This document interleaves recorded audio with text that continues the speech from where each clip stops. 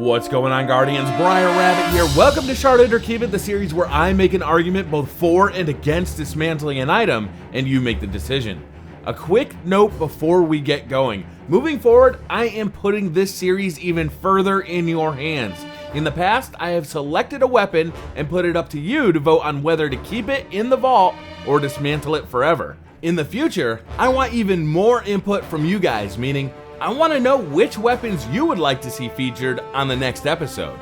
To vote, simply tweet me at the Briar Rabbit. Tell me which weapon you want to see featured and add the hashtag ShardIt so I can see a list of all the votes for the week.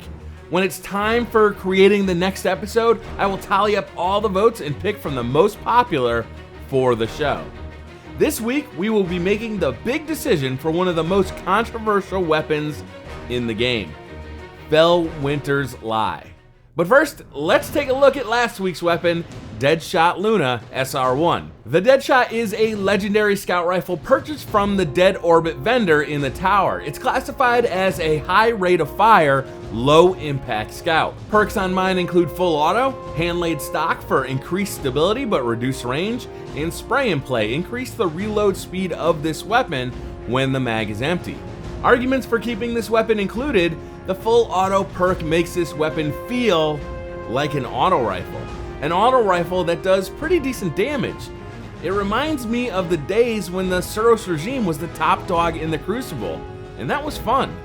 Full auto weapons are just easier to use.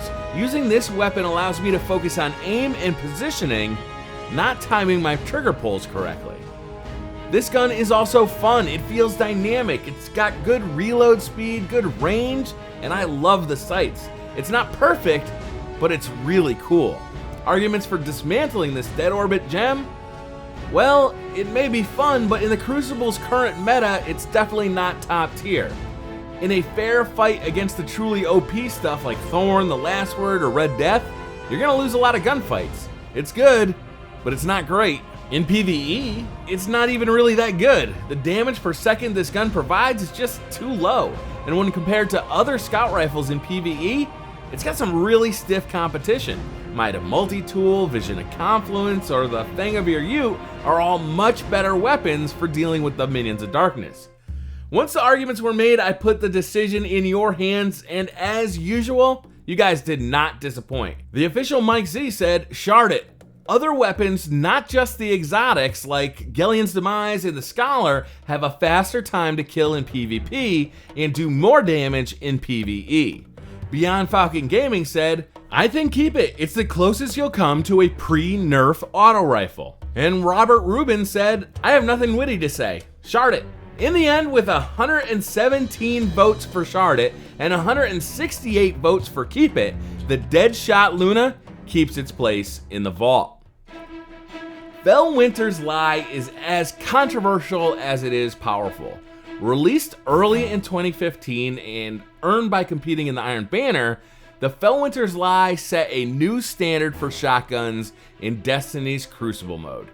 Known for its extreme impact and range, this gun allows its wielder to one-shot other Guardians from ridiculous distances, although it is tempered somewhat by its extremely slow fire rate. Perks on mine include Final Round, Hammer Forged, and of course, Shot Package.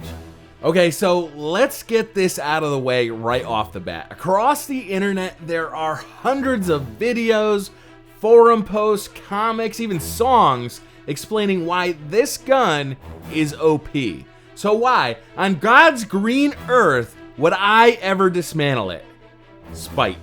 I hate it. I can't stand this gun and others like it. Right now, I could be talking about Felwinters Lie, the Party Crasher +1, or the Matador. The range available on these weapons is ridiculous. I'll admit, months ago, when first bringing this weapon into the Crucible, I was running around blasting enemies with glee, but what I didn't know then, that I do know now, is that this weapon really hurts the meta. When rolled with the right perks, it simply kills from too far away. I'm not above using the most powerful weapons in the Crucible. I am simply an average Crucible player, and now with the Trials of Osiris and its increased emphasis on winning matches, I need all the help I can get.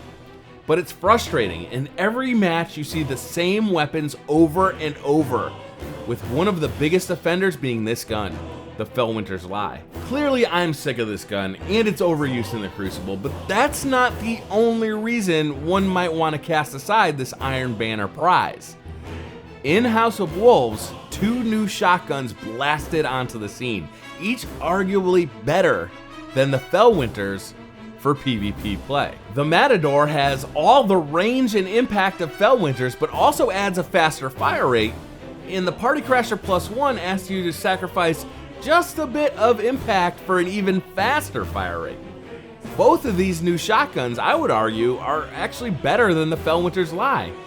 Good God. In PvE, it's not such a big deal. I would argue that the fire rate becomes a more important stat than range, and weapons like Dry Rot, Swordbreaker, or Found Verdict are actually more suitable because of their higher DPS.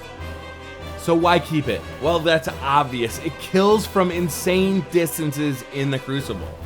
While your opponent is still aiming down sights with his primary, you can one-shot kill them from across the room with this shot package enhanced sniper shotgun. And that's it.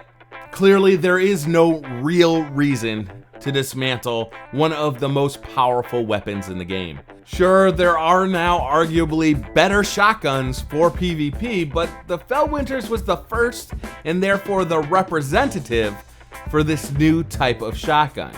This type of shotgun that, in my opinion, makes the meta of this game worse.